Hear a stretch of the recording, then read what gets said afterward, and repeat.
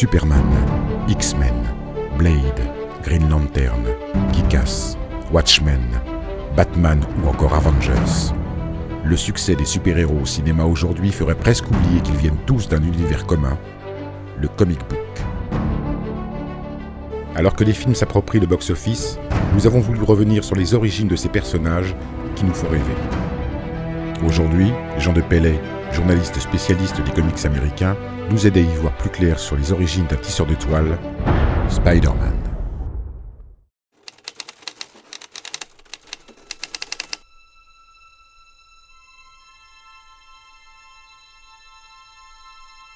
Alors les origines de Spider-Man, c'est quelque chose de compliqué et c'est sujet à polémique. On va dire que ça commence en 1953. 1953, Marvel, qui ne s'appelait pas Marvel à l'époque, mais Atlas, décide de ressortir les super-héros qui ont fait sa gloire dans les années 40. Ça concerne donc Submariner, Captain America et la Torche Humaine. Surfant sur la vague, Joe Simon, aidé du scénariste Jack Holek et du dessinateur C.C. Beck, développe un nouveau personnage d'abord appelé Spider-Man, mais très vite rebaptisé Silver Spider. Comme Captain Marvel, Silver Spider est un adolescent qui se transforme grâce à une bague magique. Le concept qu'ils vont essayer de vendre ne trouvera jamais acquéreur. Mais en 1959, Joe Simon, avec son ami Jack Kirby, dépoussière le projet et le renomme The Fly. Mais après 2 numéros parus chez MLJ, Kirby quitte l'éditeur pour aller travailler chez Marvel. Simon ne tardera pas non plus à démissionner.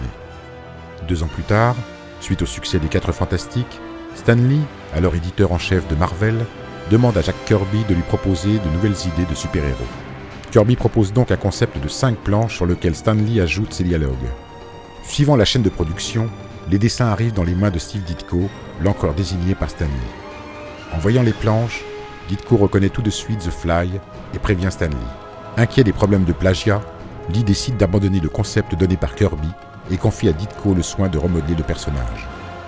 Eh bien, Steve Ditko va complètement s'accaparer le thème, le personnage, à tel point qu'il va en faire quelque chose d'unique dans la bande dessinée, dans la mesure où Peter Parker, l'alter ego Spider-Man, c'est lui. C'est totalement Steve Ditko. Alors un personnage pas toujours agréable, hein. C'est quand même un adolescent un petit peu perdu dans ses livres, un rat de bibliothèque, très timide, très craintif du monde alentour et qui se transforme d'un seul coup en surhomme, mais avec tous les problèmes que ça peut poser à sa vie de tous les jours. Stan Lee a une toute autre origine concernant le personnage de Spider-Man. Selon lui, quand il était adolescent, il lisait les pulps de The Spider, qui était une sorte de justicier masqué, armé de flingues et qui affrontait donc des menaces, souvent des menaces orientales, au cœur de New York dans les années 30. Donc ce personnage mystérieux aurait influencé Stan Lee.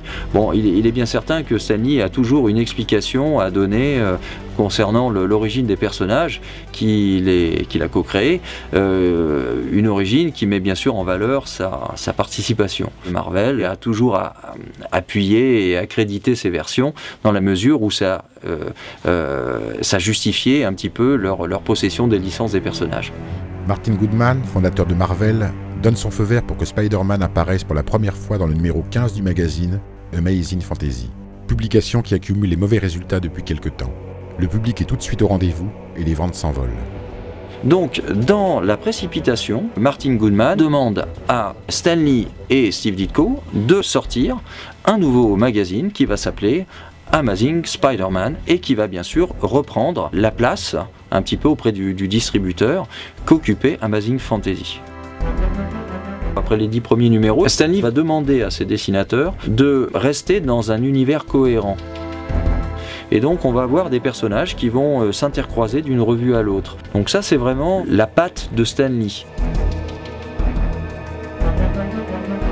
Et ça, on va dire que ça embête prodigieusement Steve Ditko. Au fur et à mesure, les tensions entre Stan Lee et Steve Ditko empirent. Les 2 hommes ne sont pas d'accord sur la façon de traiter les personnages et l'évolution du comic.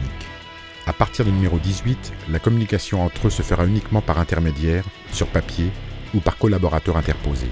Ils se disputent notamment assez durement à propos du bouffon vert, chacun ayant une idée différente de l'identité du super-vilain.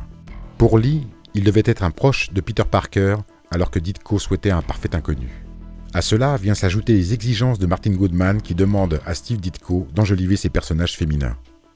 À l'époque, il y a la belle Gwen Stacy, la jolie blonde qui est camarade de Peter Parker, et il y a une autre fille dont on n'a pas encore vu le visage, qui est toujours cachée, c'est Mary Jane Watson. On sait qu'elle est brune et ça s'arrête là. Stan Lee voudrait bien sûr donner un espèce de, pas de triangle amoureux, mais des espèces de bluettes un petit peu d'adolescents qui seraient parfaitement à l'ordre du jour dans les années 60, 65, ça commence, la révolution sexuelle est en marche, les jupes se raccourcissent, les personnages féminins sont plus jolis à regarder, et Stan Lee voudrait aller dans cette direction. Steve Ditko s'emporte. Il ne souhaite pas qu'on lui dise ce qu'il doit faire avec son personnage.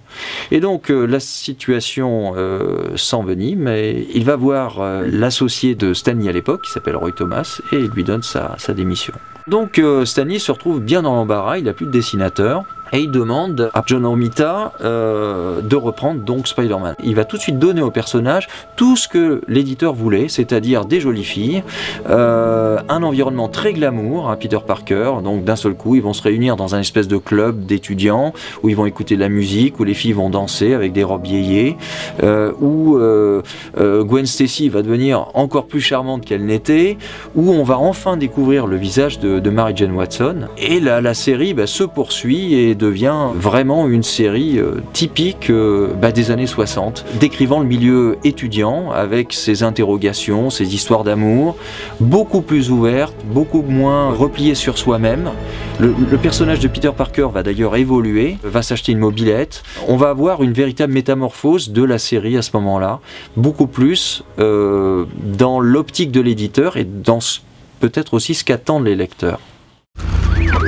You know, if you're gonna steal cars, don't dress like a car thief. You a cop? You seriously think I'm a cop in a skin-tight red and blue suit? Who are you? Il y avait de l'humour dans les Spider-Man qui était dû en grande partie à Stan Lee, qui, lorsque Spider-Man s'exprimait, faisait effectivement ces réparties absolument désopilantes face aux bandits. Quand il en arrêtait, il allait leur faire des réflexions, il allait les envelopper dans de la toile, et donc il y a toujours eu cette espèce de moquerie, d'ironie dans la bouche de Spider-Man, qui n'était absolument pas présente dans celle de Peter Parker. Il y a vraiment eu un côté Jekyll et Hyde dans le personnage qui était parfaitement maîtrisé dès le début. Autour de Peter Parker et Spider-Man évoluent un certain nombre de personnages. Ses parents disparaissant tragiquement lors d'une mission pour la CIA, le jeune Peter est élevé par son oncle Ben et sa tante May.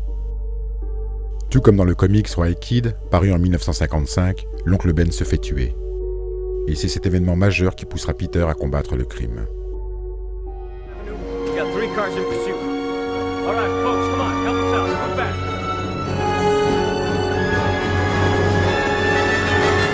Alors dans Spider-Man, il y a aussi un personnage qui est assez formidable, assez intéressant, c'est le personnage de J. Jonah Jameson, qui est l'éditeur du Daily Bugle, un journal qui est de façon irraisonnée Spider-Man et qui va donc faire que le personnage est reconnu comme l'ennemi public numéro 1.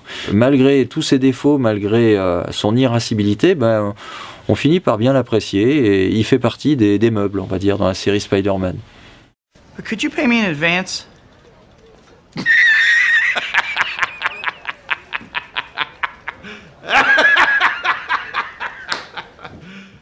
Concernant les personnages, donc les méchants de Spider-Man, les super vilains, Ditko invente pas mal de personnages très intéressants, toujours issus du bestiaire animal d'ailleurs, vu qu'on va retrouver le vautour dans le numéro 2, on va trouver le Docteur Octopus dans le numéro 3, qui est un personnage assez formidable d'un point de vue visuel, il est très très beau, avec ses bras mécaniques et ses petites lunettes. Il ressemble à une sorte de version adulte de Peter Parker, de savant un petit peu coincé, un peu fou, ce que pourrait devenir Peter Parker d'ailleurs très facilement. On va retrouver le lézard un petit peu plus tard, professeur Connor qui se change en lézard pour régénérer ses tissus, son bras manquant. Il va donc s'injecter une formule issue d'un lézard et il va se transformer en lézard.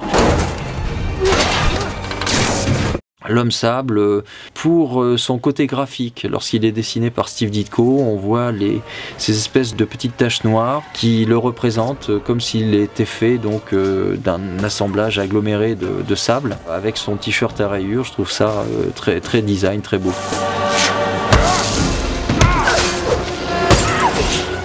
Electro, c'est un méchant un petit peu classique, on va dire, vu que le nom avait déjà été utilisé dans des histoires de grands monstres. On voyait cette espèce de grand monstre qui s'appelait Electro, qui devait contrôler également l'électricité. Donc là, en faire un personnage donc de super vilain, c'était assez intéressant.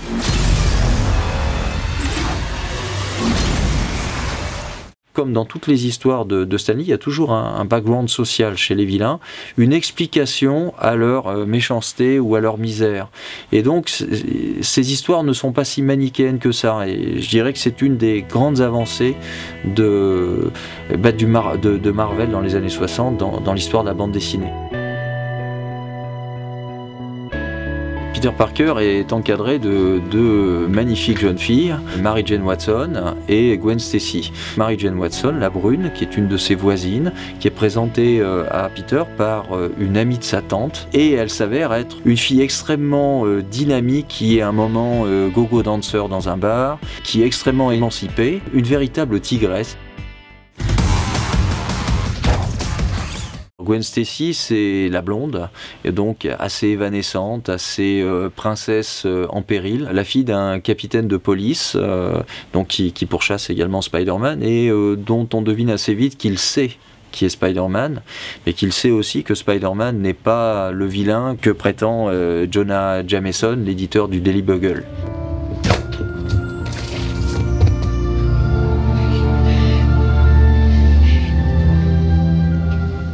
Donc Peter va sans arrêt hésiter entre les deux. Il va se passer un événement extrêmement dramatique qui pour moi clôture réellement la série Spider-Man. C'est dans le numéro 122 je crois.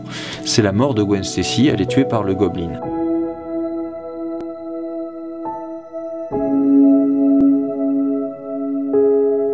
Après la mort de Gwen Stacy, Peter Parker est traumatisé. D'ailleurs, il va tuer le Bouffon Vert dans l'épisode suivant.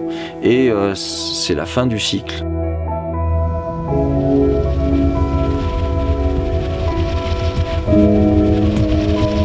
Le fait de relancer la franchise cinéma actuelle, c'est vraiment pour repartir sur cette dualité entre Gwen, Mary Jane. Effectivement, dans le triptyque de Sam Raimi, il n'y avait pas de Gwen Stacy. C'était une simplification scénaristique, je suppose. On avait tellement d'autres choses à dire. Ce reboot permettra certainement aux scénaristes d'aller beaucoup plus loin. Ils vont pouvoir parler de la mort de Gwen Stacy, ça va certainement donner un film. Ils vont parler de l'après Gwen Stacy. Ils vont ajouter des traumas aux personnages qui n'étaient pas possibles dans la version Sam Raimi.